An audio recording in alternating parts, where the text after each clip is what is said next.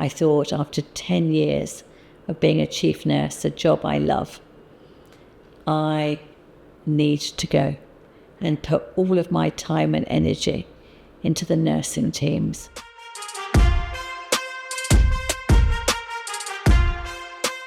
So I grew up in Farnham in Surrey. Great parents. I've got a sister. Very happy childhood, I would say. And if I'm honest, had no plan to do nursing at all. Wanted to be a social worker. And they wanted more life experience, so kind of fell into nursing. And actually from the very first ward, nursing was way above my expectations.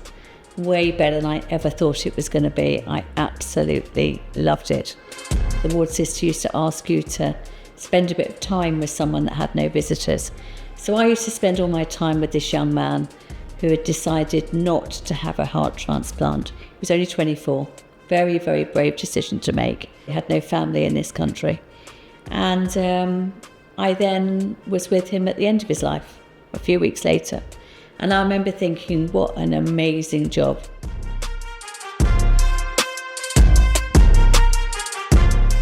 My first staff nurse job, I worked on a surgical ward. But I then went from there to be a volunteer nurse in Karachi, in Pakistan. And I worked as a volunteer nurse in a Christian hospital, myself and 2 American nurses. At the weekends, we used to do immunisation clinics on the Afghan border.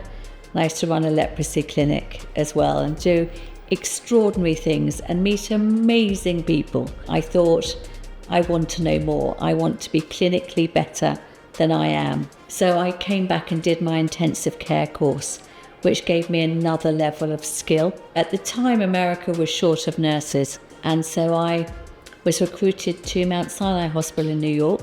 And then I went from there to Washington, D.C., where I became an expert in gunshot wounds.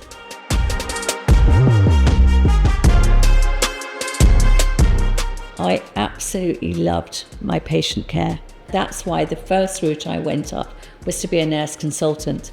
When I came back to England, I was one of the first nurse consultants in the country. But I got to a point where actually I got a bit frustrated. I could see decisions that needed to be made for the wider nursing team rather than just my team and patients.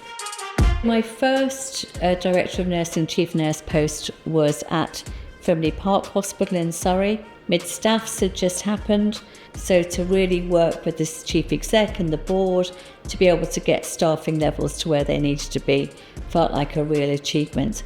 We were the first hospital in the country to get outstanding with the CQC.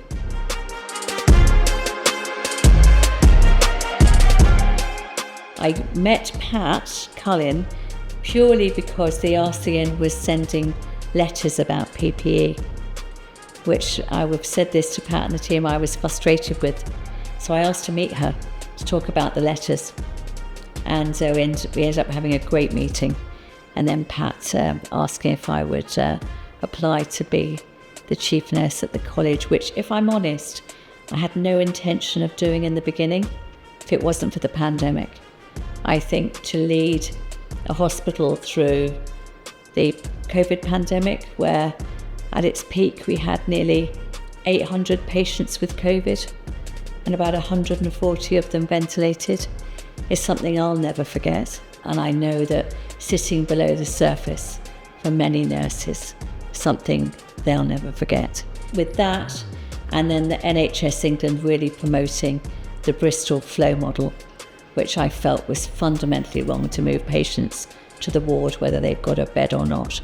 I said, if we do that, we will open up the floodgates to care in inappropriate settings. And I was proved right.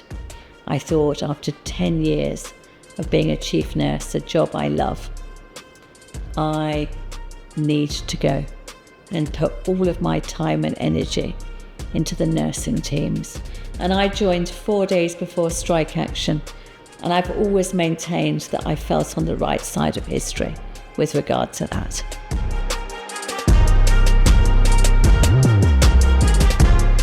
There is something so genuinely unique about nurses and nursing support workers. They are different. They are different. They are the lifeblood of an organisation. And I believe that's the same if they're in the community, if they're in a prison, if they're in a GP surgery, wherever they are the constant 24/7 presence for patients. If they are not brilliant, patient care suffers. And if there aren't enough of them, patient care suffers. We are the most undervalued, but the most vital.